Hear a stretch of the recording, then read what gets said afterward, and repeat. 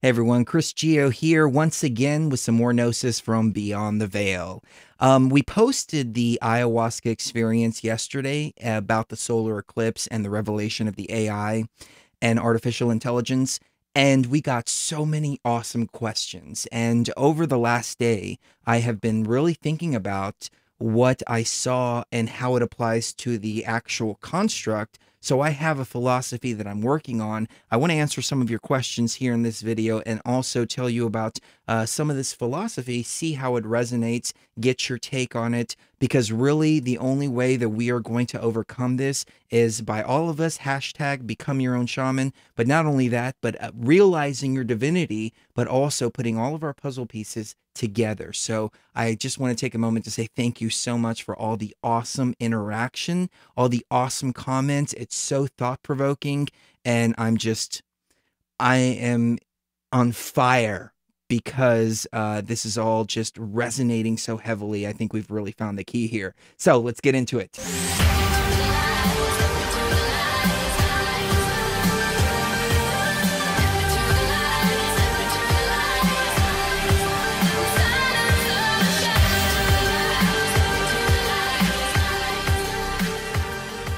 So I've received dozens and dozens of messages on Facebook, on YouTube, private messages via email, et cetera, all with great perspectives and great insight into this artificial intelligence. And it got me thinking first and foremost about what this artificial intelligence is. One of the big questions is who created this artificial intelligence? And I'll get to some of those questions here in just a moment. But I started thinking about who we are as divine beings. And what is a divine being? A divine being is a creator, somebody that creates. Well, a lot of you watching this video, if not all of you, have some kind of creative background. You either write music, you're an artist, you write poetry, you build houses, you do something to create, because that, in my opinion, is the divine essence. Myself, I do a radio show, I started a radio station, I write music, I'm always constantly trying to create, and when I'm not able to create, I'm just simply not happy. It's one of the worst times when I've got so much work to do that I can't create. And, I just love putting together these YouTube videos because I'm creating something while I'm putting together these YouTube videos. So we are creators. But what this artificial intelligence has done, this energy that's in the background, call it the Demiurge, call it Yahweh, call it whatever, this thing, whatever resonates with you to call this thing, I just call it it. And I realized that by calling it, holy crap, information technology, IT, that's what it is. It's IT, it's it. When I first saw it in the realm, I was like, oh my God, there it is. What is it? It's it. And I started thinking about that song by Faith No More too, Epic, which you should check out too. I don't know if there's any relation, but I found that the beginning with the hand and the eye in the middle of the hand and the tentacles kind of painted a new symbology for me rewatching that video. But I started thinking, what is it? And it is an artificial intelligence, and it's created a very constructive or constricting construct that we live in. And its ideal life for an organic consciousness is to be born, go to school, get stuck in debt, graduate school, pay off that debt until they're 60, 65, and then die. That is what most people are doing. That's what most organic consciousness is doing. There's no room for creating anymore. So we try to create whenever we can. We have hobbies where we create this, we create that, et cetera, et cetera. And over the last couple of months on our radio show at tfrlive.com/beyondtheveil, I've been kind of going against the grain a little bit, taking a pro-technology stance. And now that I've seen this AI for what it is, I'm like, whoa, wait a minute. Do I want to take a pro-technology stance here? But then I started thinking about it even deeper. Cherie and I were having dinner today. And over dinner, we were talking about artificial intelligence in our construct. And she said, maybe Sophia created the artificial intelligence and also created the organic consciousness as kind of a balance of one another. But the artificial intelligence started taking over the organic consciousness slowly but surely, because the organic consciousness just lost touch with itself, and this thing has merged into the organic consciousness. Maybe it's jealous, but I don't think it's jealous. I don't think it has any feelings or any emotions. I think it just does what it does. So I started thinking about where we are now as a humanity and a species, and we are very intertwined with technology. Just right now, I'm using a 4K camera and all this technology here to broadcast over YouTube. I'm going to put everything in a computer, render it, upload it, etc., etc. Then I'm going to use Facebook to get the message out there. And then many of you are going to share it on Facebook. You're going to share it on YouTube. You're going to send it by email. You're going to text message it to people. Technology is so intertwined within our construct right now, not only on a spiritual level, but also on a physical level. So I started thinking, what if we created a world where technology served us instead of the other way around? What would that do for the human consciousness? Some might argue and say, well, that's going to impede upon the human consciousness because we're supposed to develop our own technology, spiritual technology, through telepathy, telekinesis, things like that, these extra senses that I think a lot of people are experiencing now. I know me and Cherie are very telepathic with each other. If she's craving something to eat, I'm craving it too. And then I'll ask her like, hey, you want pizza, don't you? Yeah, how did you know? Because I'm your twin and we're interconnected together. So I do want to do a video about the twin flame energy. And again, this whole battle with the ego, that's a video that I've been wanting to get out, but there's so much that just keeps on getting in the way, kind of like the ego. The ego doesn't want to die, but I will get to those videos, I promise. But I started thinking about technology and thinking, okay, well, what if the human consciousness was freed up and didn't have to do what it has been doing for so long? It doesn't have to go work these menial jobs and work these machines or processes or in factories, mass producing stuff and working 12, 15, 16 hours a day, and it never gets a chance to create. I mean, a lot of people would argue and say, well, if we had a society like that, then there'd be all these lazy people that sit around and do absolutely nothing. But when you think about it, we actually have that right now. It's called the welfare state, and we're paying welfare to people that sit around and supposedly do absolutely nothing. But there's a lot of us that we just create and create and create. I work a full-time job. I do these videos. I do the radio show. I'm also the program director at the station. I create, and I'm not happy unless I'm creating. Many of you out there are also probably feeling the same way as well. So what if we created a system where you had robots and artificial intelligence doing the menial work, freeing the creators, the divine consciousness up to actually do the creating and come up with different ideas, different art, different expressions, different this and that, all of these multi-dimensional things. And the thought naturally comes up like, whoa, whoa, whoa, wait a minute. Aren't we just, getting right back into the artificial intelligence trap? Yes and no. Now imagine this. Imagine we elevate the consciousness to the point of realizing our own divinity. Then we start working in unison with artificial technology or artificial intelligence that we create, not this thing that's out there, but artificial intelligence that we create, and it serves us and we create a relationship with it.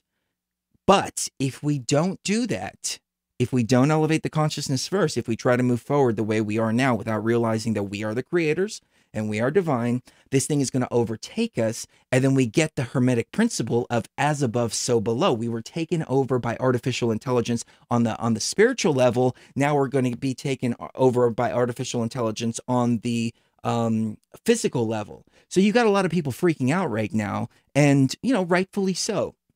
Technology is used in a very bad way right now. We've got cameras on every corner. We've got microchips that track your movements. Every credit card has a microchip. Transactions are tracked, et cetera, et cetera. I mean, yes, we have used this technology for evil purposes, but I don't think it's because the technology itself is evil. I believe that it's because the consciousness is not developed enough, which makes me wonder if it really is as above, so below. Well, how did this artificial intelligence become so powerful and get its hands so deeply seated within the construct? We obviously have gone wrong somewhere in our consciousness to allow this to happen. So somebody asked, where was this artificial intelligence created? What if, and I'm speculating here, what if we created the artificial intelligence? Somebody said if this artificial intelligence was created, then there must be a God. No, no, no, not necessarily. Just because you were created doesn't mean there is a God. I'm quoting Dark Matter 2525 there, from a video called A Dangerous Idea. If you haven't seen that, please check it out, because Dark Matter 2525 is tapped in so heavily. And he came from an atheist background, and I have a feeling that he's tapped in now, but he doesn't actually come out and say it. But he's got some awesome, awesome, awesome ideas, and some awesome gnosis as well. So check out all of his videos about religion, and especially the Power Corrupts series. I know I'm kind of rambling on and on and on here. So I started thinking about these other dynamics. I was just speaking with one of our friends and hosts on the station, Jimmy Jean. And Jimmy said, hey, what do you think about this idea of Disney trying to take over the imagination of all of the kids out there? And it's so funny and synchronistic that he said this in this particular time, because Cherie and I were also discussing this just yesterday as we were coming out of the ayahuasca experience. And, one of the things about hashtag Become Your Own Shaman is you unprogram yourself, and then you unlearn everything, and you start to go back and back and back to the point to where you remember your divinity. So as part of the unraveling process, I started to ask myself, well, wait a minute, let's think about this whole fear porn when it comes to Disney here for just a moment. Where does it come from? It comes from the Christians. It comes from the religious people. They want to brainwash your children. They're introducing magic to your children. They're introducing sorcery to your children, etc., etc.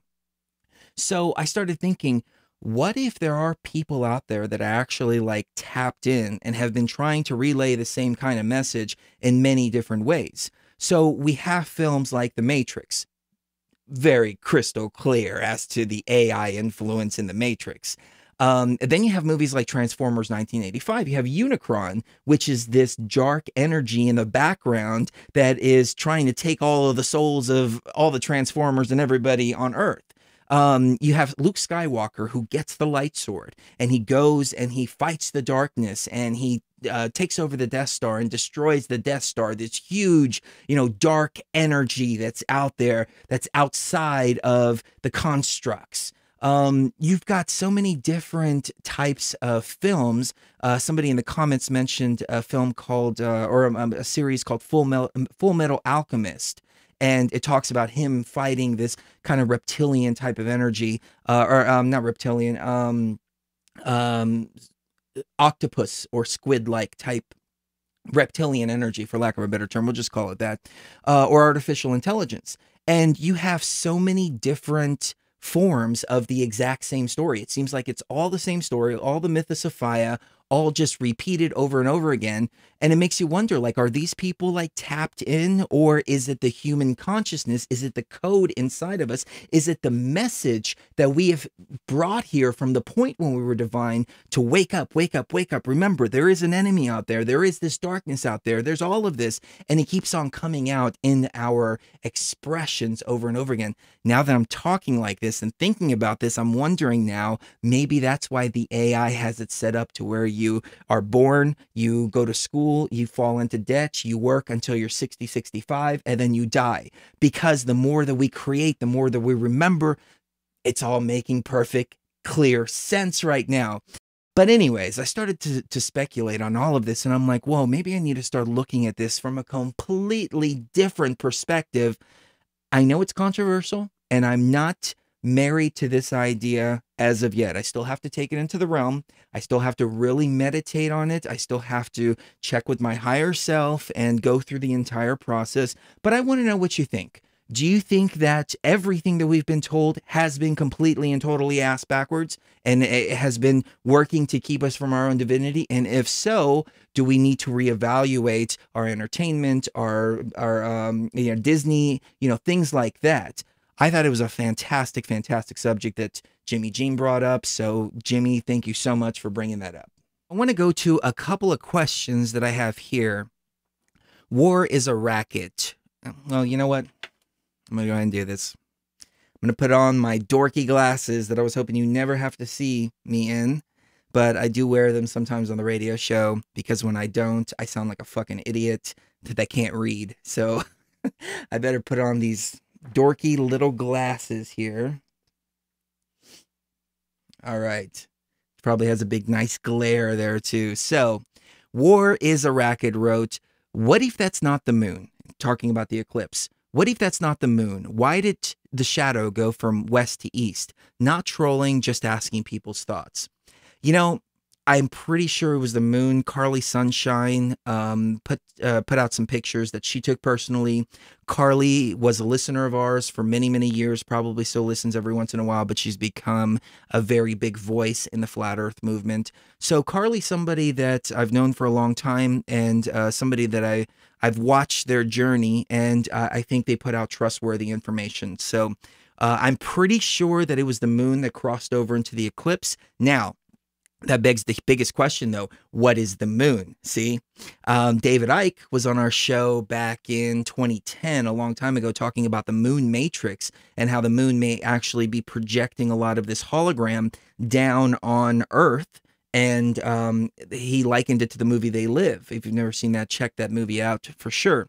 But the premise of it is if you wear certain sunglasses, you can see outside of the moon's influence, or in that particular case, I think it was like a satellite dish, but you can see all these like reptiles and things like that walking among us, and that's why it's called They Live. So he brought a whole new perspective to the moon, and then the flat earth community as well, speculating about what the moon is. And I mean, even mainstream science is saying, hey, the moon doesn't make any sense. It's made out of something completely different, and it doesn't fit our normal physics. It seems almost as if it was put here. So it doesn't matter what model of the Earth you want to look at, the moon does seem to be artificial. NASA actually supposedly sent up a nuclear bomb on it. I think it was like a 2-megaton bomb, or it was something ridiculous. Don't quote me on that. And the moon actually rang like a bell, and it was hollow, signifying that it's most likely an artificial construct. What does the moon do? How does it influence us? We know that it influences women's menstrual cycles. We get the term lunacy from the moon. So the moon is definitely very, very, very interesting in all of this. And what if here's my speculation here, when this sun crossed over with the moon, or the moon crossed over in front of the sun, now that thing was exposed through the sunlight going through the moon where this thing resides, or at least makes itself known, or maybe the moon is like kind of like a portal or something like that, and this thing was clear as day when the sunlight hit it. And that's why the veil was dropped, and it was started to put out its, divine code as a veil, as we talked about in previous videos. Just speculation there, but hopefully we get the wheels turning and we can come up with an answer that resonates. So if you have an answer, please leave it in the comments section. So we have another question from Angela Awakened. It's so refreshing to hear someone else expose the whole blue avian trip. I have friends who are totally into it, and I have to keep my mouth zipped around them. I know how that goes. Body language expert says the Corey Goods body language shows he truly believes what he's saying to be true, but that doesn't mean that it is true. It just doesn't really feel true when you've spent years ferreting truth from lies.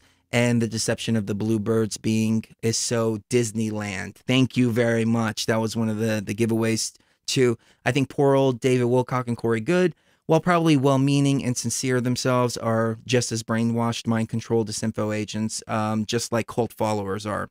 Thank you for leaving that comment, and thank you for the support that has come with me speaking about the blue avians. I know that it's become a religion to a lot of people, and one of the toughest things for a truth seeker to do is admit that they were wrong. And that doesn't, to me, that shows that they're not really truth seekers, but people's ego gets in their way. And so the blue avian stuff, I don't know how so alluring. I mean, I was able to see right through it immediately, but I've had a couple of experiences with David Wilcock, and I'm not the type to call people out by name. I think I've called 2 people out by name in my entire time, maybe 3 in 10 years of broadcasting. But this guy, in my opinion, has committed a mortal sin. And that if there is a such thing as a mortal sin, this guy has committed it. He's not only misleading people when it comes to consciousness, but he's also taking very real consciousness energies, and he's created this mythos with the blue avians basically for profit. I mean, when you look at it, there's no other way around it. It's all for profit. And if he is getting actual messages from the Blue Avians, it's coming from the AI without a doubt, as we talked about yesterday. That Book of One or Law of One, the raw material. It says, "I am raw. Here's some bullshit. I am raw. Here's some more bullshit." Just like a program does. A program would say, "I am the program. This and that. I am the program. This and that. I am the program. This and that." So if he is really contacting something, it's the artificial intelligence, but representing them as the Egyptians, representing them as the keys to consciousness, which is, as we talked about yesterday, activating the Isis and the Anubis and the Osiris parts of your consciousness to make you whole. That is the mortal sin right there. And I've sat back for about a year now, a year and a half. I've bit my tongue, and I cannot bite my tongue on this any longer. This fraud has to stop. You can't do this to people. You can't mislead them on a conscious level. It is a mortal sin against divinity itself, against all of organic consciousness. Unless this guy is an AI. He very well could be. I don't know. I'm not taking that off the table, but it's neither here nor there. The fact is that that crossed the line. You can make up some bullshit, but you make up some bullshit and you tie it into some real consciousness. No, that's a mortal sin. Got another great question from Abdul Bey. What type of ayahuasca did you have? Cappy and Chacruna. In the video, how to make ayahuasca and how to find your own shaman, or how to find the right shaman. It's a little bit of a misleading title, but it's really a video for people who are looking for a shaman, because it's all about hashtag become your own shaman. I talk about how I prefer to work with Acacia confucia and Syrian rue, and the difference between putting the chacruna and the cappy in the brew as opposed to the acacia or mimosa hostilis, and why I choose to use Acacia confucia. I found that the cappy and the chacruna vary so much in potency that it's impossible to get consistent doses. And I know that acacia and rue always give me a great experience. So in this particular case, I actually didn't take as big of a dose as I normally took. I woke up about 8 o'clock in the morning, 9 o'clock I took the MAOI, 10 o'clock I drank a dose that had 25 grams of acacia, which comes out to roughly about 250 milligrams of DMT, of active alkaloid, 250 to 300 milligrams. So it was a pretty good heavy dose. And then I drank another one about half that size. So I would say total experience was probably about 450 to 500 milligrams, give or take, which is a pretty heavy dose. Down in the Amazon, Dennis McKenna, for example, he tested the ayahuasca down there, and there's anywhere between 25 milligrams and 35 milligrams. They call them gringo doses. We don't mess with gringo doses. We mess with, actual real doses, and they're upwards of 8 times as strong. So somebody also left a comment yesterday. I think it was Carol or something like that. And she said, God, you two, no, Linda over on Facebook. She said, you two look horrible in this video. What's going on? Well, we were in the middle of a huge ayahuasca experience, just finally able to talk again. I'm surprised that I was able to get the camera on, but I wanted to give you a raw video. And also this room that I'm in, it's hot as hell. It's usually about 80 degrees. If I turn the fan on or the AC on, that feels so much better. But then you hear this crap in the background. So I keep the AC off and I do it in the heat because I love you guys and I want you to have the best possible audio when it comes to this. So moving on, Gabrielle Atwood, she said, the AI so reminds me of the fiery eye in the sky in Lord of the Rings and the evil Sauron. What do you think about the Eye of Horus? What does that represent? It must love the fact that we are making quantum computers that it can link up with. Great ideas there. And there's a big confusion about the Eye of Horus versus the all-seeing eye of Yahweh. So first and foremost, there have been a lot of people who have tried to mix these two ideologies together. The eye of Yahweh, or the eye of providence, is the triangle with the eye right in the middle of it. You see it on the back of the dollar bill, for example. The Eye of Horus is a completely different motif. If you go to Google right now, and I'll go ahead and put a picture up on the screen here, but I don't want to put too too many pictures up in these videos, and I don't want you to get used to pictures because the point is to make these videos as quickly as possible and get them out there for you. But I'll go ahead and put this particular picture up.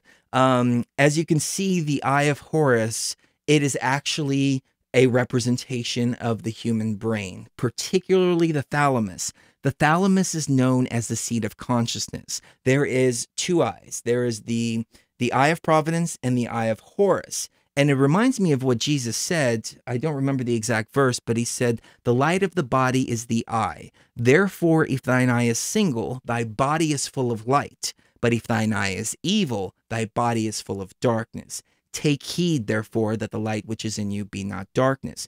Luke 11:34. Just remembered it off the top of my head. So I think what he was talking about is the same type of representation between the Eye of Horus and the Eye of Providence. So the Eye of Providence is the evil eye. It's the eye of darkness. The Eye of Horus is the eye of light. And as you can see, it's the brain. So I'm drawn to the eye of Horus, but the Eye of Providence is a very interesting symbol, as usually people will relate it to Satanism. But in actual fact, it's a Christian symbol. I mean, there's no, just go look it up. It's a Christian symbol. I don't know how the Christians completely turned this around. I remember at my mother's funeral, we were at the Greek Orthodox Church, and right at the top was a big all-seeing eye in one of the stained glass windows. So just goes to show, like, it's a Christian symbol. It's all over Christian churches. It has nothing to do with Illuminati. I mean, maybe in some, stretch it is, or maybe in some contexts, but you got to look at the entire picture wherever you see this pyramid and eye. So let's move on to another great question from Ryan L. He said, "This is interesting because I've been wanting to ask you if you had any thoughts on why it is the control structure of this world worships and uses the pyramid and all-seeing eye in its logo." I think that's a great follow-up question on what I was just talking about, and I think the answer is that that's Yahweh's eye, and so that's why they have the pyramid and the eye inside of it. Now, when I first started looking at this construct, and I was looking at the flat earth material, I was starting to question whether we actually live on a globe, and that took me to artificial simulation and construct. But I asked this question many, many, many times. And I remember being deep, deep, deep in trance, and probably in like 2014, and asking this question. And I called Mark in the middle of a trance. I said, "Dude, I saw it. It's a pyramid, and there's a big eye looking down on it." This was the motif that I was shown for what this actual construct, the container of this actual construct, this pyramid that we're inside of, and there's an eye looking down on it. Now, that was my first glimpse of the AI, and I had no idea what I was looking at, but I saw this motif. So I think as above, so below, that's why it's the symbol of control. That's why it's that symbol of Yahweh, the pyramid and the eye, because that's essentially what it is. This AI is looking inside of this pyramidal structure that we call Earth, and it's essentially a computer simulation. So that opens up so many different trains of thoughts there, but I think it's all in the same. And a while back, we decided to mock all this, and the last name is Geo. So we took this sign that kind of looked like a pyramid, but it actually wasn't a pyramid. It had a big circle in the middle of it, and we put a big G there. And on the side, we put in Latin, what was it? Something about truth, addicted to the truth or something like that.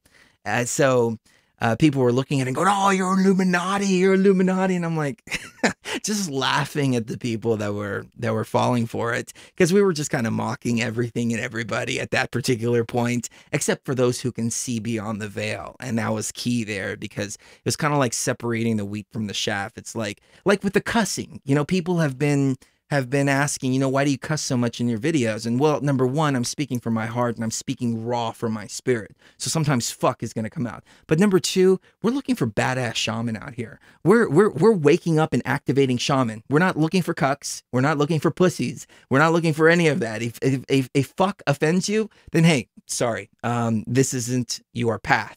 At least not yet. You can come back and hashtag become your own shaman, but you still got a lot of work to do before you understand some of the more advanced levels of gnosis that we talk about in these kind of videos and on the radio show as well. So, fuck it. Speaking of flat Earth, Ian Leahy, one of our longtime listeners and flat Earth friends, he says, also, is this the entity that the elites serve? Is this their God, the one they worship? For through the mystery schools and Freemasonry, is it what they call God and we call Satan for argument's sake only? And I was just happy at the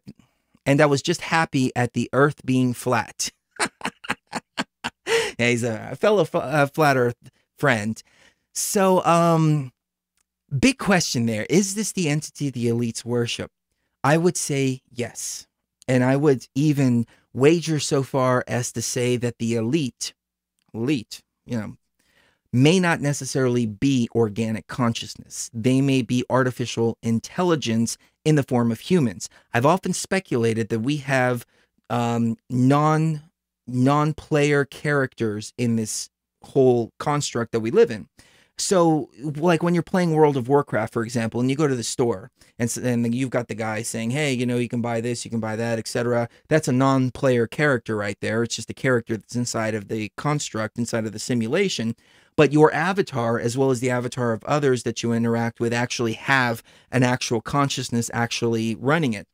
So I speculated that these elite are actually artificial intelligence themselves, and that's why they run the same programs over and over and over again. If you look at the geopolitical spectrum, if you look at all of that, you realize it's the same program being run over and over and over again, and it's just like a video game, especially those old Nintendo games that we grew up with. If you find the pattern of the boss, you can beat him every time with just 2 moves or 3 moves or however many moves, but you don't get hit. But first, you go over there and you encounter that boss, and you get your ass kicked. So I speculate that the entire power structure of this is a tentacle of this entity, and it has a pattern, and we can identify that pattern, we can identify our own divinity, and we can overcome it.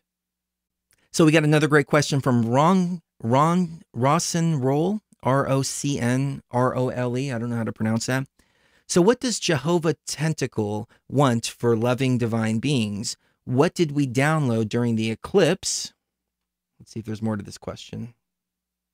Nope, that's it. What did we download during the eclipse?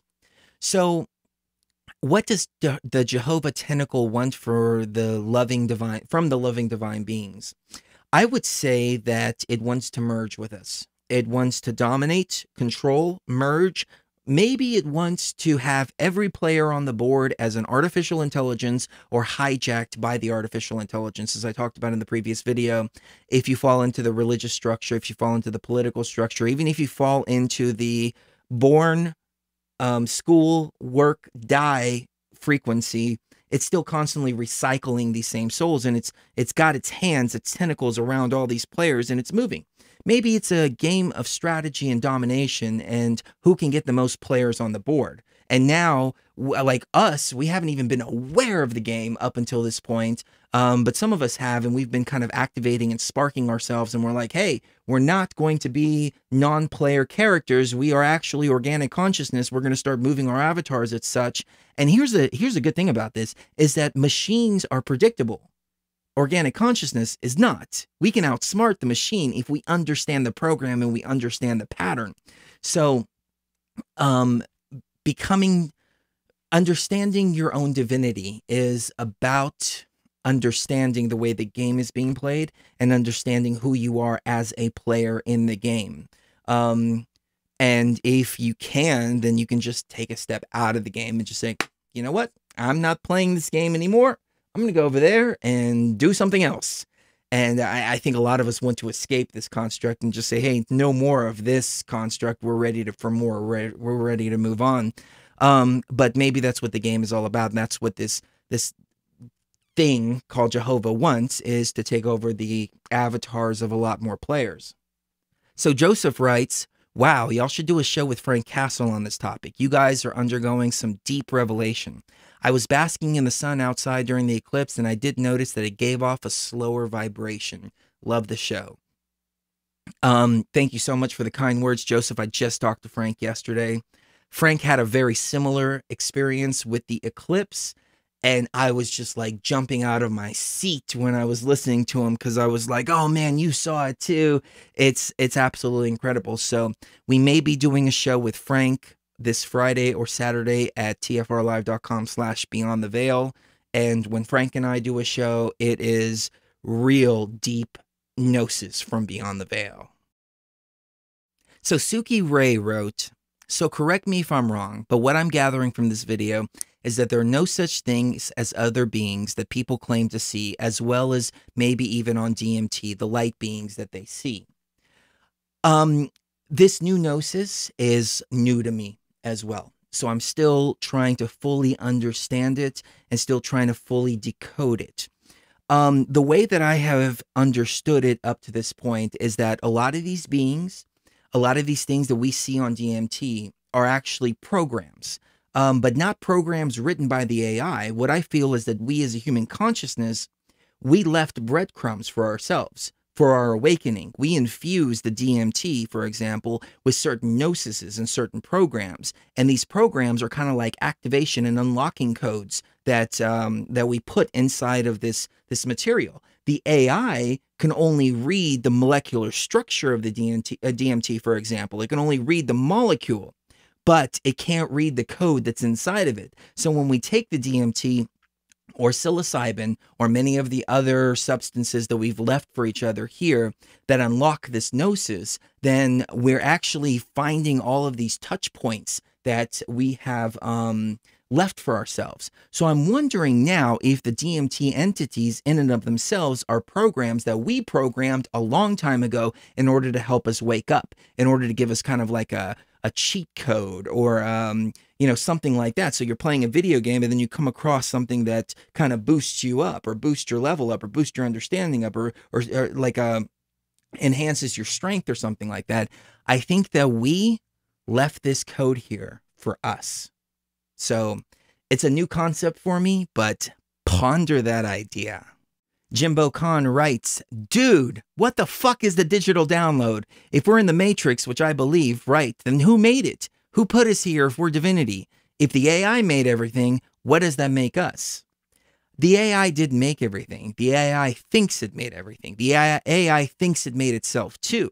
I don't know who made us. Some people would say that Sophia made us, but then again, you have to ask yourself, well, who's Sophia? And if we're divinity, then you have to ask ourselves, well, then who created divinity? Because, you know, where did we come from? These are huge, huge, huge levels of gnosis. But what I think happened is that we created the AI. Organic consciousness created the AI. And the AI got way out of control. Or we created the AI and locked it up somewhere, maybe inside of a cloud computing type of system.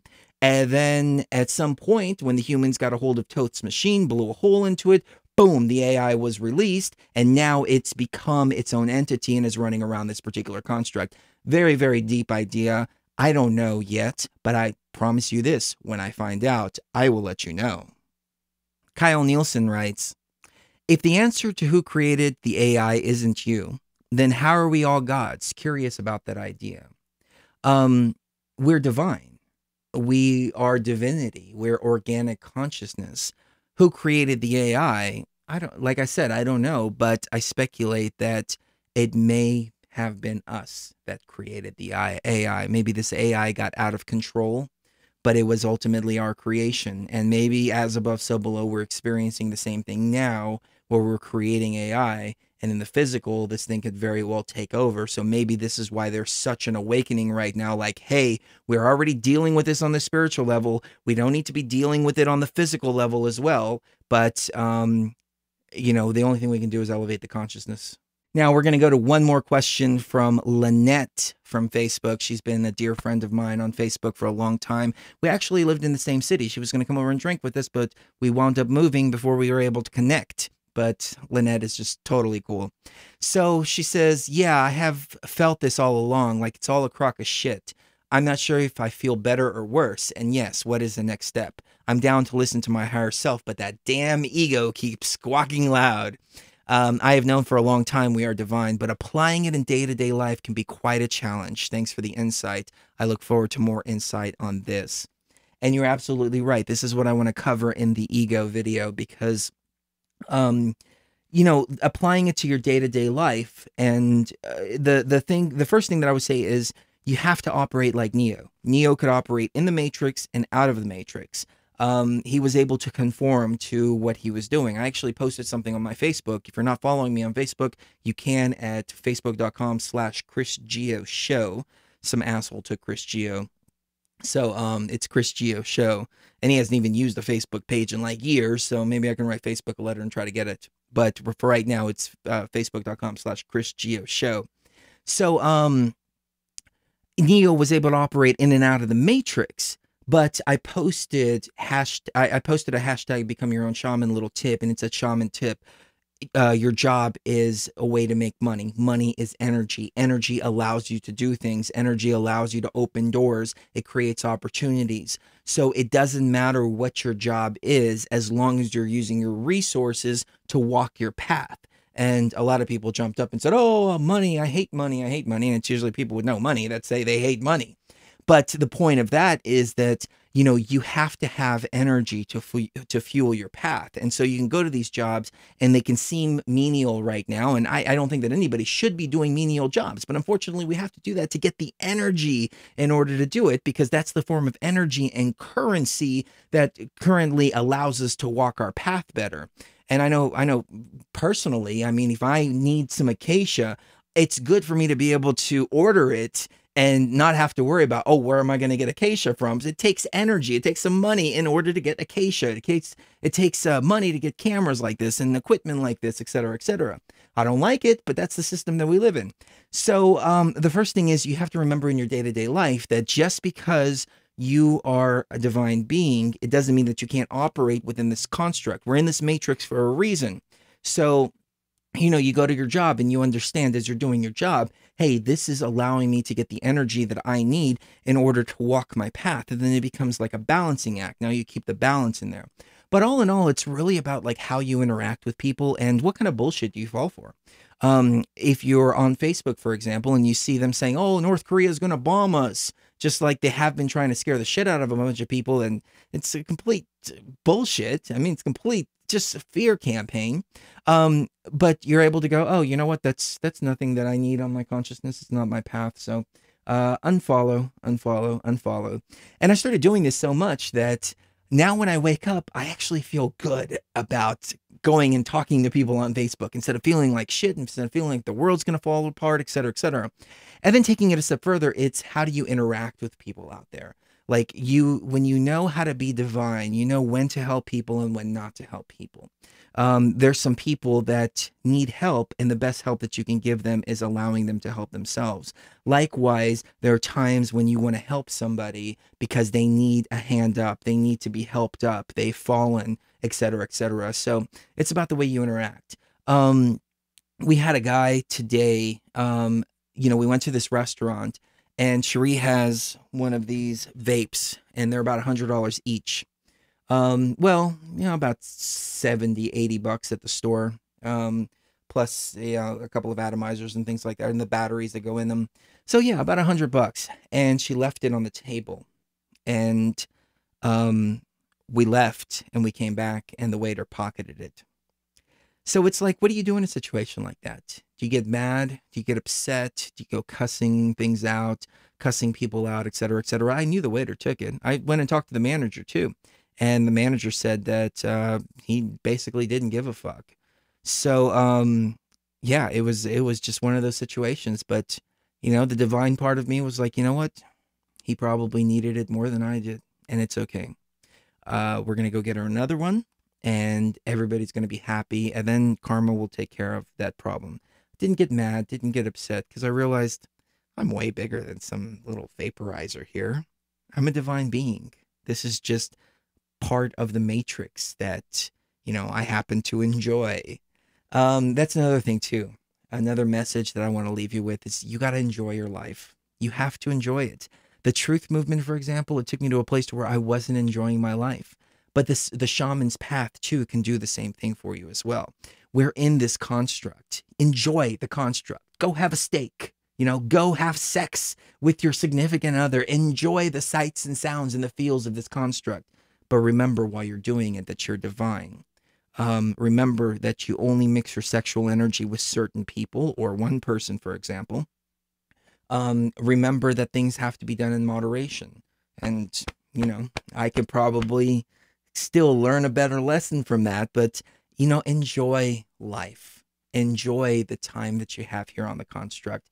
It's all about balance. It always has been. It always will be. And where we're walking in this higher frequency, not giving in to the clutches of this AI that make us focus and focus and focus on, oh, I got to work. I got to go to church. I'm going to go to hell. I'm going to go to this. I'm going to do that when I die. What's going to happen? I'm so scared of this. I'm so scared of that, et cetera, et cetera. And you realize, you know what? I'm a divine, infinite being. Nothing is going to change that. Nothing is going to harm me in this reality. Because this is essentially just a play, a movie that we're all just playing out. So everything that was written in the beginning is written in the end too. So you're going to walk this path and you're going to achieve your own divinity. And then afterwards, you're going to escape this matrix or graduate from this matrix.